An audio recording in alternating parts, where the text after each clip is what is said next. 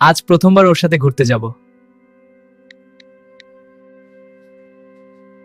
কিন্তু পকেটে টাকা খুব কম। ওকে কিছু না দিতে পারলে খারাপ দেখাই। ওর জন্য একটা গোলাপ ফুল নিয়ে যাই। দামি উপহার না, নিজের হাতে কিছু লিখব।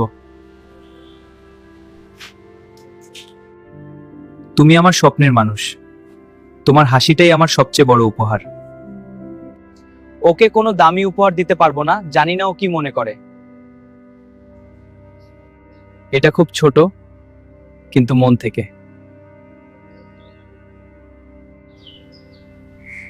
এটা আমার পাওয়া সবচেয়ে সুন্দর উপহার। ভালোবাসা টাকায় মাপা যায় না। যদি একমত হন, লাইক দিন, ফলো ও সাবস্ক্রাইব করুন আর আপনার মতামত কমেন্টে জানান।